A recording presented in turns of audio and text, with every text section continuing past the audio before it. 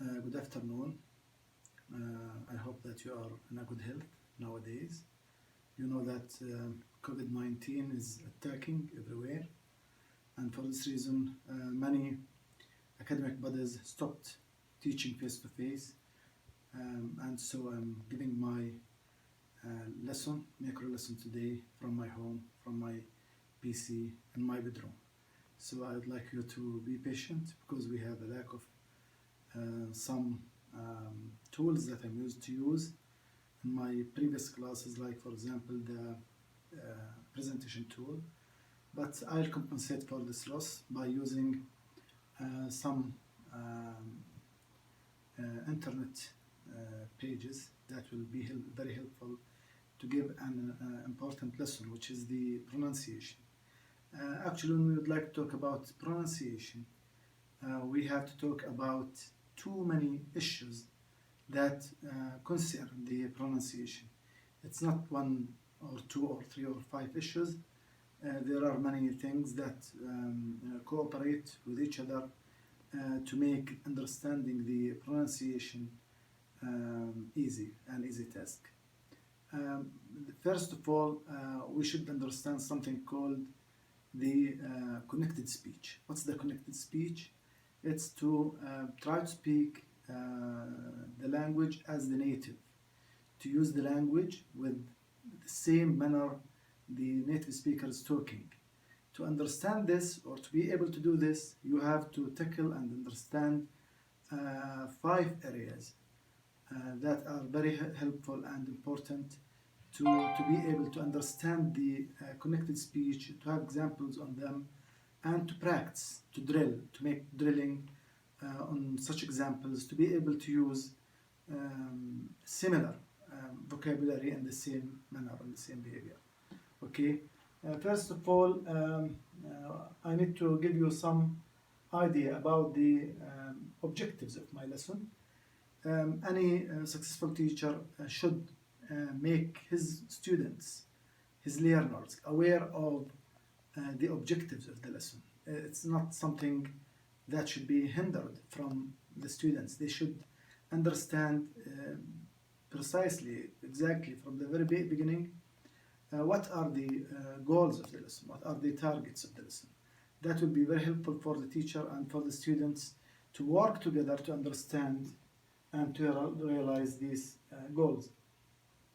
First of all, to recognize the connected and reduced speech.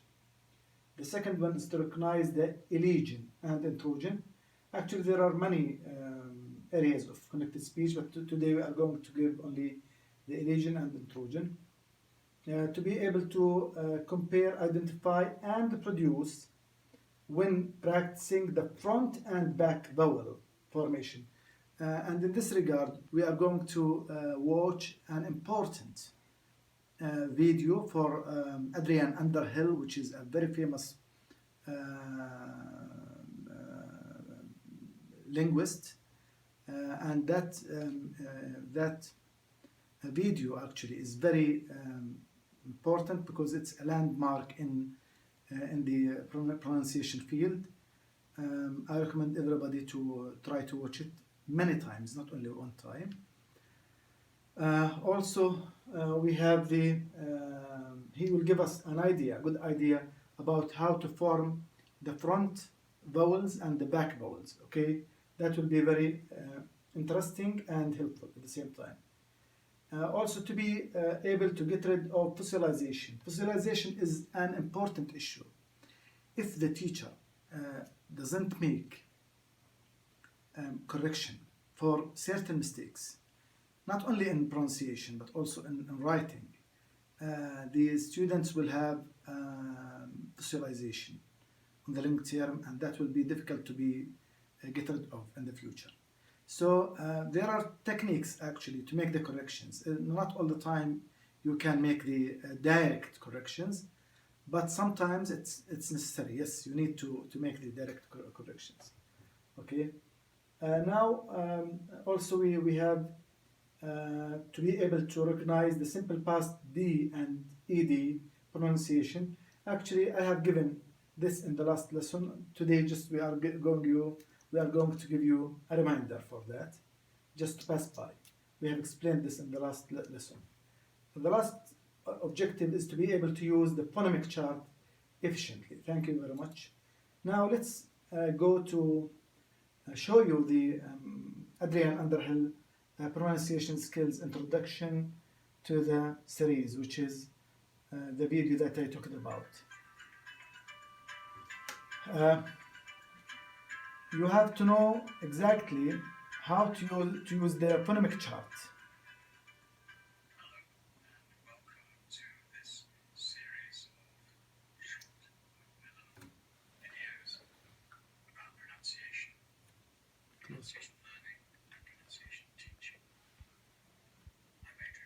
Okay, you can continue because it's very long. You can continue later to watch it, but here I would like you to follow with me the connected speech area that I talked about. Actually, there are 5 connected speech areas or secrets to enable you to be using the language fastly, fluently, as if you are a native speaker. Now I'm going to explain you about 3 of them, okay? I'll add the first one, which is the catenation or linking. What do we mean by linking? Linking is what most people think of first. When they think of connected speech, linking happens when the end of one word blends into another. So it's a merging process between the first word and the second word. For example, I want this orange, this orange, this orange, okay? I want that orange, okay? And here, this afternoon, this afternoon. Is he busy? Is he busy? Cats or dogs? Cats or dogs. Intrusion. What do you mean by intrusion? Intrusion means that there is a new sound that insert itself, intrudes, okay, or insert itself in between 2 words to form a new sound. Like, for example, the E or U or R, okay? Sound between 2 other vowel sounds. For example, he asked, he asked, he asked. She answered. Do it. Instead of do it, do it. So we added the U sound here. Go out. Sean, Sean. The third one is the elision. What's the time now? 8 minutes. Okay, just 1 minute. Okay, we have the elision. Elision, it means to delete, to make a letter disappear. Like, for example, next door. Datek. Instead of datek, datek. Most common. The T here deleted. This is the phonemic chart. I'm going to give you a copy of it for each student at the end of the class.